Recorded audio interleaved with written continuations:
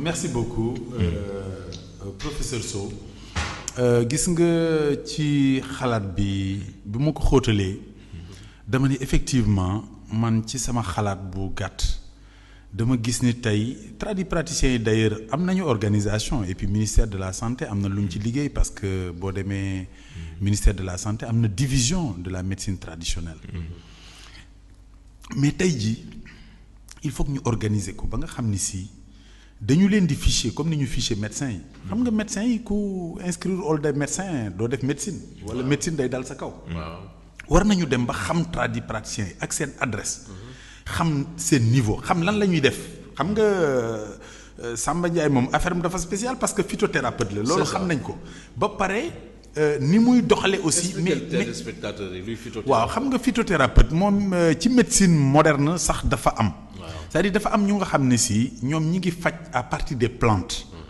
te plantes yi comme ni mu ko waxee nii ñun bu ñuy def suñu jàng médecine moderne mais dañuy am module yoo xam ne si module phytothérapie la c'est-à-dire garab yi nga xam ne si moom moo nekk ci suñu environnement lan la ñuy faj bari na yuñ ci identifier xam nañ la ñuy faj xam nañ la mu mën a indi ci jafe-jafe donc ki nga xam si dafa nekk ci foofu sax mën nañ ni kooku am na lu mu xam nañu capacité am fi mu toll mais fi ñu war a def ay progrès mooy fexe ba identifier leen ñoom ñëpp ba pare ñi nga xam ne si mën lañ ne la former parce que aussi formation bi du sax rek ku jàng rek la ñu mën a former mais tey jii bu ñu leen dajaloon même ki nga xam si séeréer la jàng wala ki nga xam si joolaa la jàng wala tukulóor mais ñooñu ñëpp mën nañ leen a former ba nga xam ni si dañ leen di wax maanaam comme ni ko sëñ Samba Ndiaye waxee symptômes yii boo ko amee façon feebar yii la te façon feebar yii li gën a baax mooy na nga ko yebal fële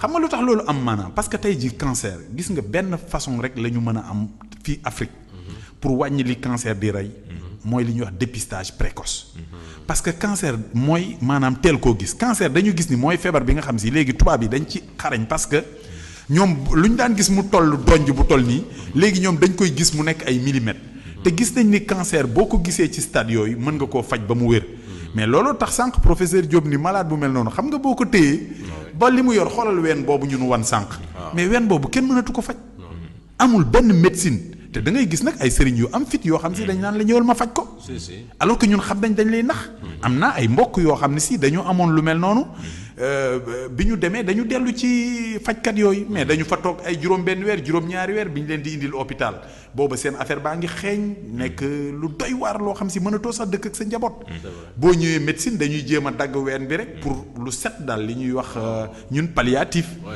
pour nga mën a nekk ak sa njaboot le temps que ngay yàlla di def li gën donc loolu war na am luñ ci mën a def formation bi dafay participer ci santé publique moom mooy fexe ba médecine traditionnelle yi ñu identifier leen mais fii da ngay gis benn waay boo xam si ak moom a màggandoo mais muy yëngu ci ay menuisier bon ngeen baal ma parce que dama cité noonu rek wala maanaam muy yëngu ci yeneen mais nga jékki-jékki rek dellu siwaat ca dëkk ba ñun la diw de ak a mën a faj mais war nañu xam fu mu jaar ba mën a faj ba pare dina yoo ko feeñoo wala maama ko bàyyee ba pare nag bu ñu paree ñu fexe nan la ñuy def ba boole leen ba ñu jox leen ay jumtukaay yoo xam ni si façon feebar yoo xam si bu amee ñoom danañ fexe ba du ñu lor malade yooyu danañ teel a dem ci médecine bi. waaw merci bien professeur. ba pare ñun taatal.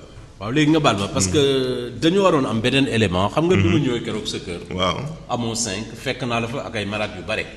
léegi am na yu ma filmé woon mais dañu ñëw fii am incident technique léegi avant ñuy commencer si bien que ce film bi jaarul. c'est vraiment dommage. parce que léegi professeur Niang. bi ma ko interviewé ba pare daf ma woon benn kaaw ki nga xam ne reem dafa yàqu parce que dafa naan benn produit. yow bi mu la interroger ba pare am na koo ma woon nga xam ne dafa amoon asthme. mu dem hôpital faj na nee na 1,5 million te wërul te yaa ko wërloo. léegi sa élément boobu on avait programmé pour 10 minutes. puisque jàllul je m'excuse quoi. puisque jàllul. léegi 10 minutes yi dañ ma koy consacré man ak yow ak professeur. ñu interroger wala yow nga wax. déjà ñu bàyyi la élément bi nga waroon wax comme ni ñu interroger professeur bi. nga seet à peu près yow si sa faj nga présenté wu présenté wu ko ba pare ni ngay fajee conditions yi ngay fajee. effectivement donc. ensuite maag moom ñun posé la ay question la. donc conditions yi may fajee je crois que mooy conditions yi ma yaakaar ni bon nit nag du mat mais tegu na si yoon xëy na parce que bu malade bi ñëwee d'abord li may wax toujours rek nit du faj lépp nit mënta faj lépp toujours li ma mën si laay yem soo ñëwee donc dinaa la defal le diagnostic clinique dinaa la interroger donc su ma la interroger ba xam li nga xam ne ragal naa ne moom nga am parce que léeg-léeg nit ñëw sax ne la nangam ma dal léeg-léeg nit day ñëw ne hémorroïde dama dal wala ndoxum siti wala leneen mais man du ma yem si loolu toujours nit jaawale fistule anal ak hémorroïde externe léeg-léeg nit ñëw ne la man hémorroïde laa am nga questionné ko fekk fistule anal la am soo ko traité hémorroïde day ñëw sax ne la war naa fu nekk mais dañul nga xam ne lañ ko doon faj ak li ko dal dafa bokkul su ko defee boo ko questionné ba xam ne fistule la. xam nga Samba Ndiaye yow yi ngay wax yaa ngi wax comme su dee man professeur lay dégg te yow médecin traditionnel nga man loolu rek moom xaw a dafa ma gêné si say propos. xam nga mooy problème bi yow da nga jàng évidemment sooy wax fistule man sama bopp xaw ma luy fistule. bon da ngay seet wax lan la koy ñiy dem di yow di faju si naka dañu dégg sa tur ñëw faju. ensuite yi nga xam ne ñoom professeurs yi sax il leur faut vraiment. seen biir ñu toog. wax si ay def dem wane ko keneen wane waat ko keneen def ay laboratoire yóbbu France yóbbu États-Unis seet ba mu xaw leen wóor sax ni loolu la. yow nga wax ay affaires yi nga xam ni yaa ngi ko jëlee si ñoom. ba pare bëgg ko faj si fasu cosaan man loolu mooy sama problème. mais loolu rek la tur bi lay xëy na tur bi moo jógee si ñoom. waaw léegi noo koy tuddee est-ce que am ngeen d'abord ay nom pour approprier pour ay maladies. c'est que olof yi soccet la ñuy wax mais nag soccet dafa bari xeet. soccet bari na xeet xam nga. dafa bari xeet. comme parce que léeg-léeg hémorroïde sax dañ naan soccet ndoxu siti par exemple. ndoxu siti mooy la. bon ndoxum siti aussi boo xoolee. xam nga syndrome rek lu bari la. voilà lu bari laay mooy la voilà c'est ça. voilà mais ñun dañuy tënk rek ay affaire yombal ko trop. non yombewul noonu nag. ah mais essayé ko mu bañ a yomb léegi fistule par exemple yow noo koy gis rek xam ni fistule la cancer. non c'est-à-dire fistule li mu am différence ak hémorroïde externe. c'est-à-dire que hémorroïde bi si constipation lay jógee en général boo dee force dem du à la longue rectum bi day génn. professeur léegi c'est libre tu peux intervenir. voilà parce que hémorroïde soo paree rek boo demee ba noppi dafay delluwaat mais fistule boo xoolee c'est une infection rek type d'infection la si picc lay def mais si boor bi lay tafu. waaw. te ñun bu ñu ko traité la plupart des cas du dépasser traitement 3 mois le traitement. hémorroïde aussi parfois léeg-léeg nit ki ñëw aussi une colopathie fonctionnelle la hémorroïde la donc mu jaxasoo jafee fee la ñuy wax la rectosimoïdoscopie. donc mooy endoscopie basse dama la koy def loo nga def ko boo paree indi résultat yi bi ñu confirmé ni c'est l'hémorroïde ñu traité ko. donc loolu nekk na loo xamante ni moyen de diagnostic la mais damay wax ni dans tous les cas bu malade bi ñëwee ñaar la ñuy boole rek benn bi. mooy nu mu tudd le diagnostic clinique su doyul ñu defloo bilan du ñëpp nag la ñuy defloo bilan parce que léeg-léeg nit ñëw sa feebaram apparent lu mel ne ay sites ay yenn yoo xam ne ngay ñëw nga jox ko garab. léegi sa Samba man dama bëggoon a réagir tuuti par rapport ak kii boobu xam nga man. comme li may wax léegi rek.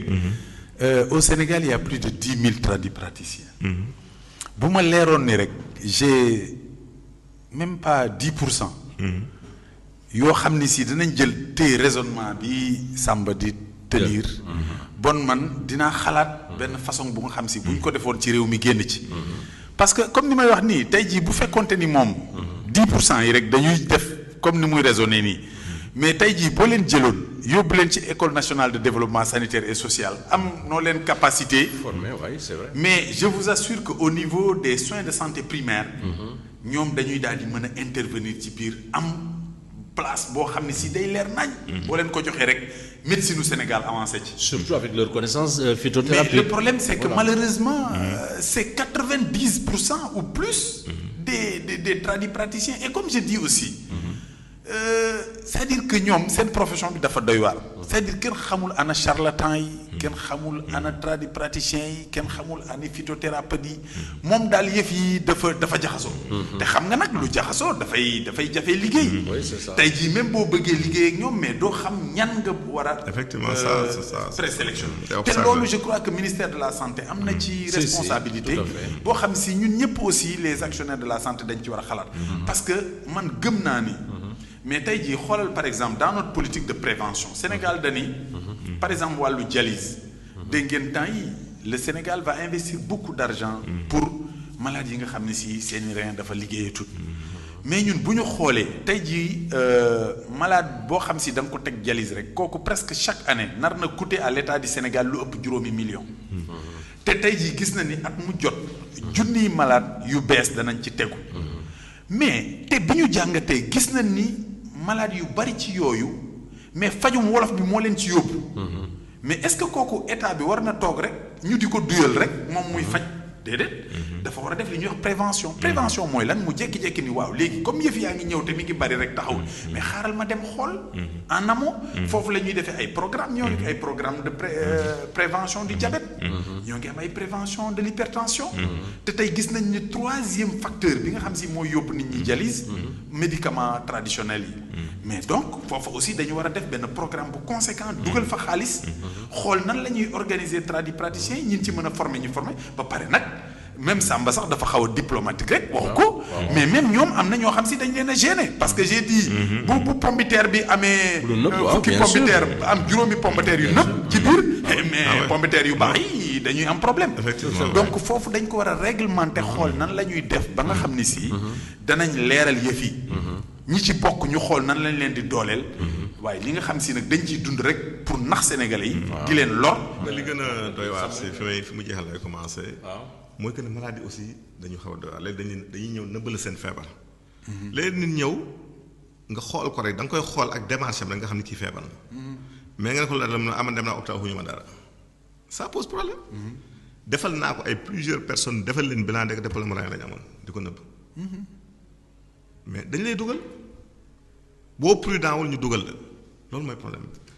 beneen bi waaw Samba Ndiaye lii laay wax tout le temps yow da nga un peu spécial parce que yow je veux dire docteur moderne nga presque doo praticien nga mais xeetu docteur yi ñuy wax mooy ñi nga xam ne da ngay ñëw ñu xool d'abord taniyeeg xool kërëb nee na yow vraiment dafa rax affaire bi dugg na fii génn na fii il faut nga sarxe nag ak yooyu indi la problème te ku malade da nga fragile lu ñu la wax nga gëm ko parce que wër nga bëgg sonn nga ba sonn te fi nga néeg nga fay si marabu yi 500 000 200 000 te néeg nga fay sax hôpital 100 000 200 000 ñun la essayé ko ba pare ne la pourtant ñi fa demoon day kii nu mu mënee faj ak yooyu fekk dara mu si nekk li ma bëgg mooy nit ñi mën a yeewu tam balaa ñuy dem di rey seen bopp si malade yi nga xam ni hôpitaux yi amuñu ko mënuñu ko ñu dem fii li professeur bi wax dëgg la ku fi mën tey faj sida wala mën fi faj cancer wala mën fi faj ay kii mais yow soxlootuloo sa xaalis yow da ngay am tu milliardaire tout de suite c'est comme ñi nga xam dañuy wax da ngay suñu dóoree balu fetal du dugg kooku xanaa kon sawaay kooku xanaa kon armée bi embauché la loolu tax taxawul fenn dafa am ñi nga xam ni xel moo ko war a mottali li may wax si sida bi bala ñuy clôturer point boobu damay wax docteur d'abord ni ko nañ jéem a yokk seen gëstu si problème si garab gi ñuy plante bi ñuy wax dañ ko waxee sax haricot xam nga haricot c'est pas pour rien mu nuroog rein mag ñi wax ni dafay préserver la fonction rénale na ngeen si defar ay gëstu waaw loolu la ñuy wax donc c'est sama métier loolu la ñuy wax genre disons participation magique. voilà lu nuroog affaire da koy faj xam nga loolu tam. non nañu defal ay problème la parce parce que rein nuroo naag rognon. recherche yi rek daf koy faj. recherche yi ma si jot a def. dañ ci am yu ñu si wane si côté. nan la ko mën a préserver haricot. parce que wax nañu boo koy lekk. jafe-jafe rein du la yomb. daf la problème rein du la gaaw a dab. lan du la mën a rey. feebaru rein du la gaaw a dab du la gaaw a dal quoi laa bëgg a wax. mais waxal naka est-ce que da nga def ay cas yoo analyser ba xam non ko wala c'est-à-dire si xel nii rek la. loolu si xam-xam mag ñi la woon. mais bi ñu gëstoo xam nga ñun du ñu yem si li mag ñi wax rek bi ñu gëstoo xool propriété yi nekk si haricot dañu gis ne. xam nga man toujours suñu waxee affaire yooyu damay xaw a jaaxal xam-xamu mag ñi dañuy comme ñu ne xoyee ko wax xam nga mag ñi 50 000 mag la ñu kii day wax lii kii wax fa de xoy itam fukki xoy la kii wax kii donc. benn bi mooy bu ñu ma ñëwee si sida du lu yem waaw. non déet bul weer mag ñi. mag ñi xam-xam lañu am. mais yan mag. xam-xamu mag ñi c'est-à-dire li ñu fi bàyyi si cosaan. voilà ok léegi lu may wax si kii bi bala may àggale lu may wax si sida bi xam nga sida aussi nit ñi waruñu baisser les bras xam nga tudd nga léegi antioxydant xam nga boo xoolee sida li tax sida di rey dëgg dafa am benn processus ñuy wax le stress oxydatif te le stress oxydatif lu koy indi ay molécules d'oxygène nuisibles ñu tudd leen ay radicaux libres moo tax sida di lor. ma foog ni sida day yàq sa. maa ngi ñëw mais radicaux libres yooyu lu leen di mën a neutraliser mooy li ñuy wax ay antioxydants moo tax boo xoolee tey jii am na benn plante bu ñuy wax poire dafa am ñaari éléments yu si nekk muy l'acide caféine ak acide chlorogénique acide caféine wax nañ ni mën na ralentir progression virus bi si organisme bi acide chlorogénique bi wax nañ ni dafay neutraliser les maladies opportunistes yi accompagner sida muy xam nga yi tax muy nit ki gaaw sonn pneumonie beeg jaare beeg. donc yaa ngi si domaine yeneen yaa ngi si yeneen domaine yi nga xam ni man. donc c'est pour dire que rek nit ñi nekkoon traditionnel daal yow. non waaw Samba moom.